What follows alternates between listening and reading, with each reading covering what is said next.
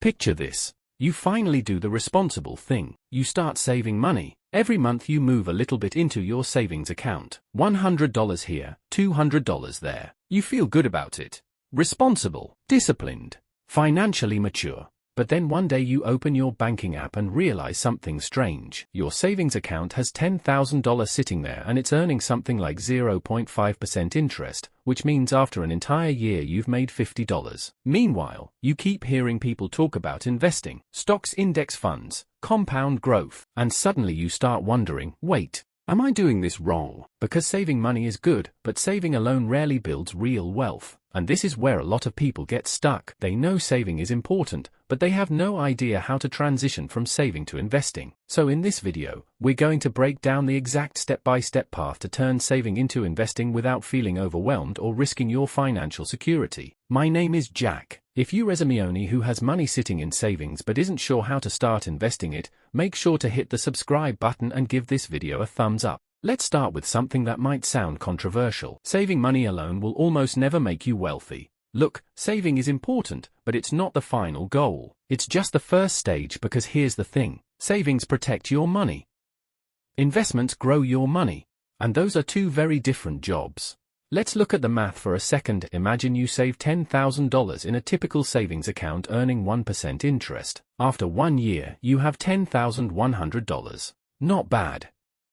But now let's compare that with investing. Historically, the S&P 500 stock market has returned about 10% per year on average over long periods. If that same $10,000 earned 10% annually, after 1 year you'd have $11,000. Now that difference might not seem huge at first, but here's what most people don't realize. The real magic is compounding over time. After 20 years, savings at 1% equals about $12,200. Investing at 10% equals about $67,000. Same starting money, completely different outcome. And this is where it gets really interesting. The biggest wealth gap isn't usually between people who save and people who spend. It's between people who save and people who invest. But here's the problem. Most people never make that transition. And the reason isn't math. It's psychology. Saving feels safe. Investing feels risky. When your money sits in a savings account, you can see it. It doesn't fluctuate. It doesn't drop 5% in a random Tuesday afternoon. But investments, they move. Sometimes up, sometimes down. And that emotional volatility scares people away. Now you might be thinking, okay, Jack, but I don't want to lose my savings. Totally fair. And that's exactly why the transition from saving to investing should happen in stages. Not all at once. Let's walk through the step-by-step path. Step 1. Build a real emergency fund. Before you invest a single dollar, you should have 3 to 6 months of living expenses saved in cash. This money stays in savings. It's not for investing. It's not for opportunities. It's for unexpected problems. Job loss, medical emergencies, car repairs. Because here's what most people don't realize. The biggest reason people panic sell investments is because they need the money too soon. An emergency fund protects your investments from your own life. Step 2. Separate saving from investing mentally. This is huge. Think of saving and investing as two different buckets. Bucket 1, safety money. Bucket 2, growth money. Safety money doesn't move.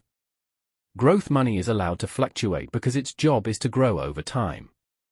This mental separation reduces anxiety dramatically. Step 3. Start investing small. Look, a lot of beginners think investing requires thousands of dollars. It doesn't. Many brokerage platforms allow you to start with $50 or $100. The goal isn't massive profits at first, the goal is building the habit because habits matter more than timing. Step 4. Focus on simple investments first. Here's where beginners often make a mistake. They jump straight into complicated strategies. Day trading, options trading, crypto speculation. But the simplest investments often outperform complicated ones. For example, index funds. These funds track the overall stock market. Instead of trying to pick winning companies, you're investing in hundreds of companies at once. Diversification, lower risk, long-term growth. It's simple and it works.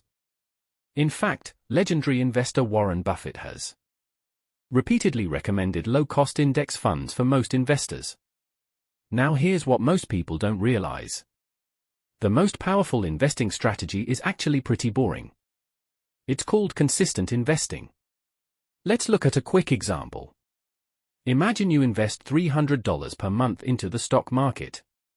If the market averages 8% per year, after 25 years you'd have roughly $285,000. But here's the crazy part. You only contributed $90,000. The rest, almost $195,000, comes from investment growth. That's compounding working in your favor. But psychology still matters here, because investing feels uncomfortable at first. Markets go down. News headlines get dramatic. People panic. And this is where discipline separates investors from gamblers. Let me give you a quick analogy. Saving money is like storing seeds in a jar. You're protecting them, but nothing grows. Investing is like planting those seeds in soil. At first, it looks messy. You don't see results immediately, but over time, things grow. And eventually, you have something far bigger than the original seeds. Now you might be thinking, okay, but what if I start investing and the market crashes? Great question. Because market crashes are normal.